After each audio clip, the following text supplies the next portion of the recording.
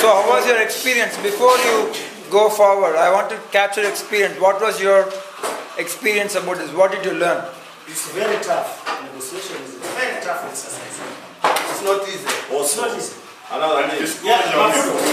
To keep your temper. It was kind of like a classroom situation, but I was looking at it as like in the real world. Yeah. Some people can bang tables and Yes. stuff. Yeah. And the other thing is Is that mine? what we had planned, that these would be their strategies. We are not the strategy. So you originally you had your own plans, and did it go as per the plan, or you changed? Yeah, midway? You changed as per the situation. And did you try to see whether is that viable when you change the strategy? After struggle. Yes, it was viable. So is it still viable when you change your plan, but you still had? But when you are planning to do, I mean, when you are preparing, did you have several scenarios and said that, okay, for scenario 1, this would be my margin, scenario 2, did you have that sort of analysis? Yeah, to us we had the, we call Robert now.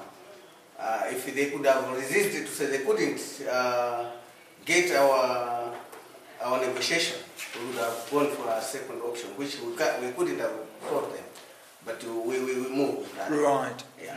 One other thing that I observed is in the team, when we were, I mean, look at the body language. Here they are sitting away, and there you are close to the table. Yes.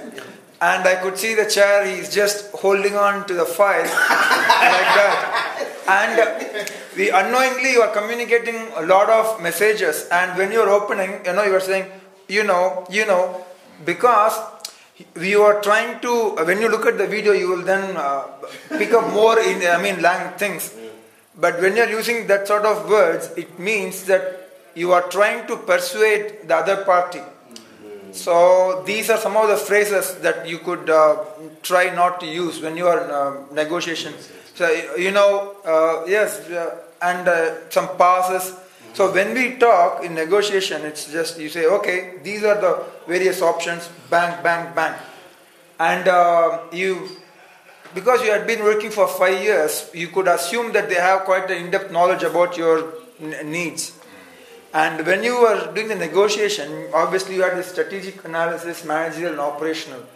And then you could start off with the strategic level and then go more detailed. I think straight away, if I remember correct, you jump straight into the actual costing, or I don't recall now, but when you look at the video, you would know. So when you are analyzing, start from the top, the value of the partnership. I think that's how you started, I think.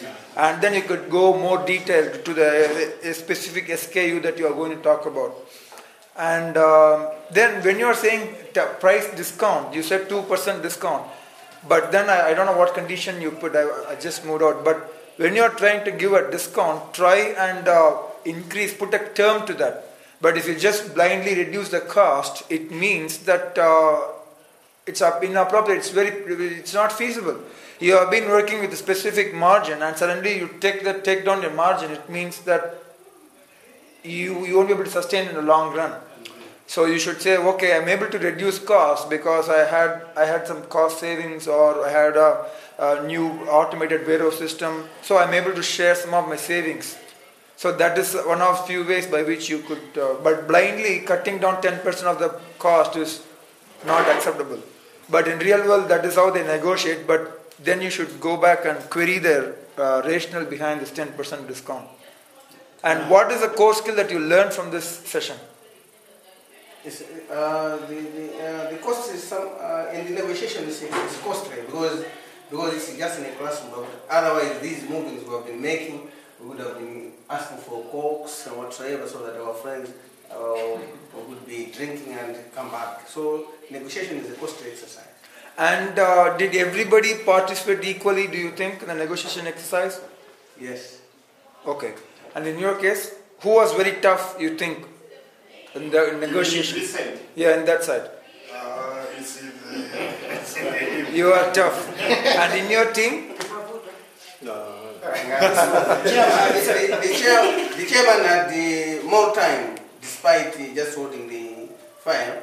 However, the rest of this, when you go to negotiation, domination sometimes can also kill your side.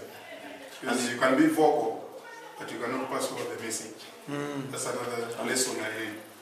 And the other lesson was we cornered them because they told us something which they didn't know we had information. And they cornered us because we thought we had information when it is them who had more information. Another thing that I would like to, maybe I'll ask you then. Yeah.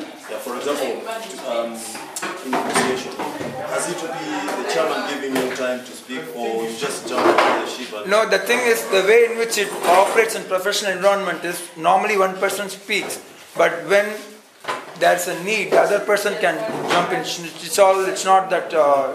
But at the same time, if you are going to tell something that cannot be, it's not possible by chair, then the chair can intervene. Hang on a minute, I think we cannot go to that extent.